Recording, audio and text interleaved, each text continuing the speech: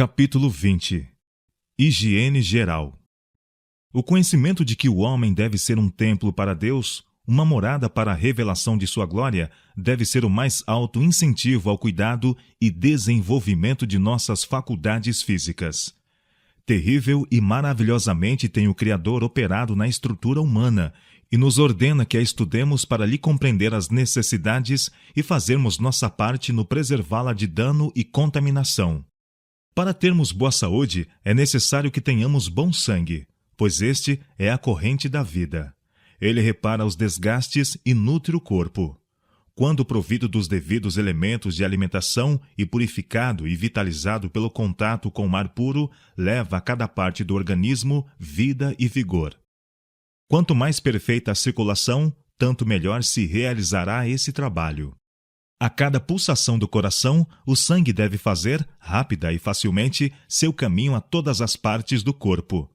Sua circulação não deve ser estorvada por vestuários ou cintas apertadas, nem por deficiente agasalho dos membros. Seja o que for que prejudique a circulação, force o sangue a voltar aos órgãos vitais, congestionando-os.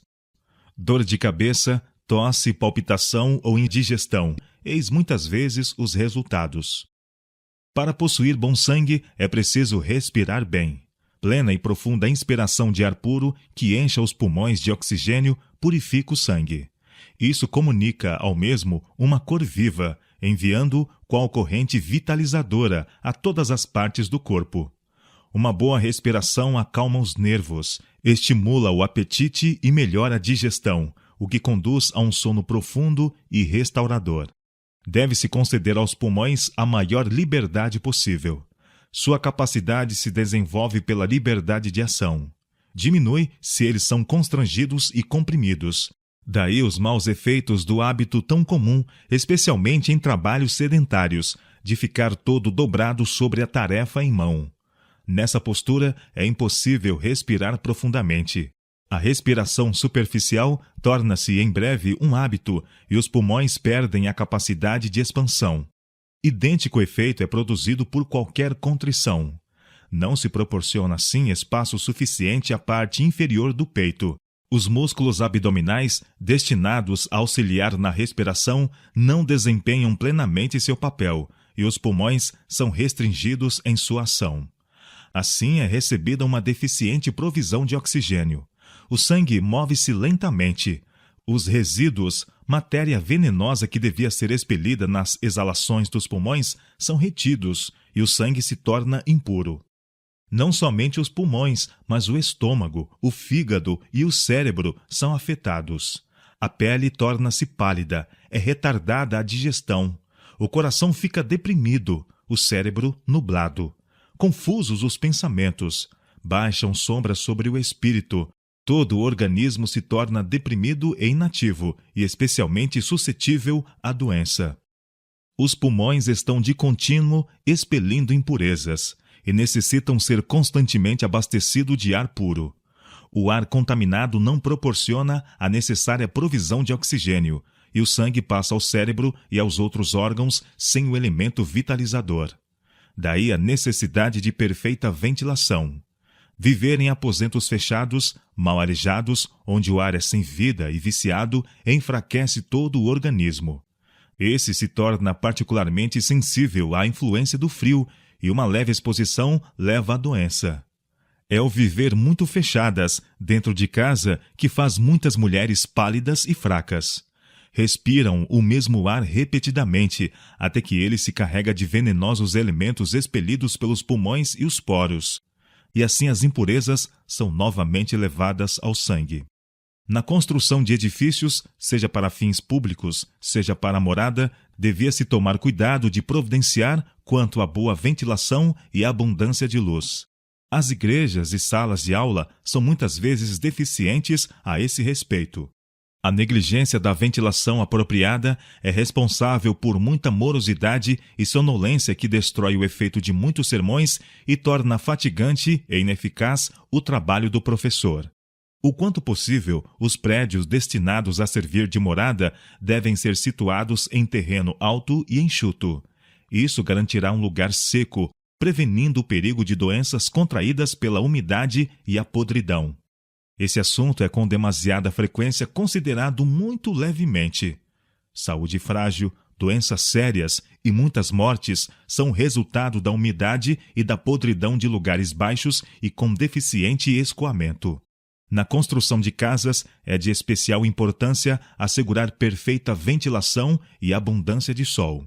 Haja uma corrente de ar e quantidade de luz em cada aposento da casa. Os quartos de dormir devem ser colocados de maneira a terem ampla circulação de ar noite e dia. Nenhum aposento é apropriado para servir de dormitório, a menos que possa ser completamente aberto todos os dias ao ar e ao sol. Em muitos países, os quartos de dormir precisam ser aparelhados com aquecimento para que fiquem completamente aquecidos e secos no tempo frio ou úmido. O quarto dos hóspedes deve merecer cuidados iguais aos que se destinam ao uso constante.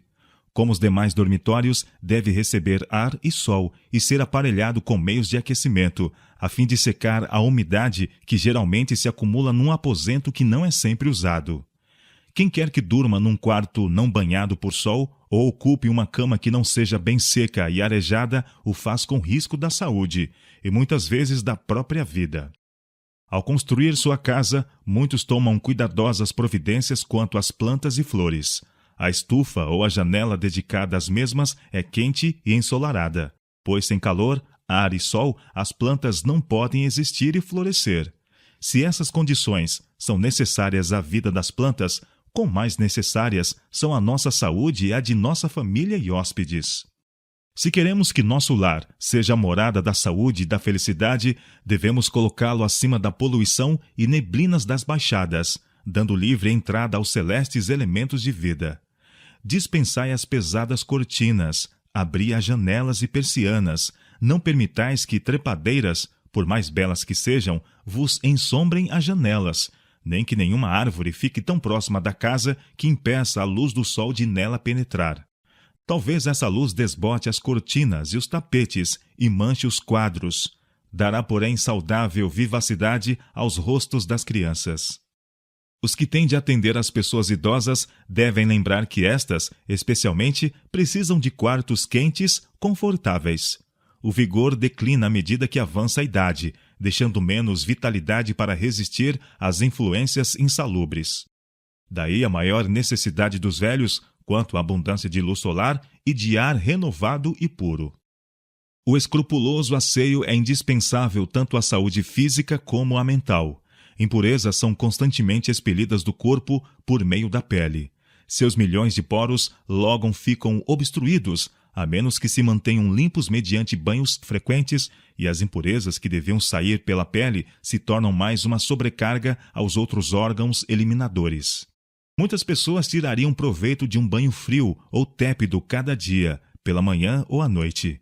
Em vez de tornar mais sujeito a resfriado, um banho devidamente tomado fortalece contra os mesmos, porque melhora a circulação. O sangue é levado à superfície, conseguindo-se que ele aflua mais fácil e regularmente às várias partes do organismo. A mente e o corpo são igualmente revigorados. Os músculos tornam-se mais flexíveis, mais vivo o intelecto. O banho é um calmante dos nervos. Ajuda os intestinos, o estômago e o fígado, dando saúde e energia a cada um, o que promove a digestão. Também é importante que a roupa esteja sempre limpa. O vestuário usado absorve os resíduos expelidos pelos poros. Não sendo frequentemente mudado e lavado, serão as impurezas reabsorvidas. Toda forma de desasseio tende à enfermidade. Micro-organismos, produtores de morte, pululam nos recantos escuros e negligenciados, em apodrecidos detritos, na umidade, no mofo e bolor. Nada de verduras deterioradas ou monte de folhas secas se deve permitir que permaneça próximo de casa, poluindo e envenenando o ar. Coisa alguma, suja ou estragada, se deve tolerar dentro de casa.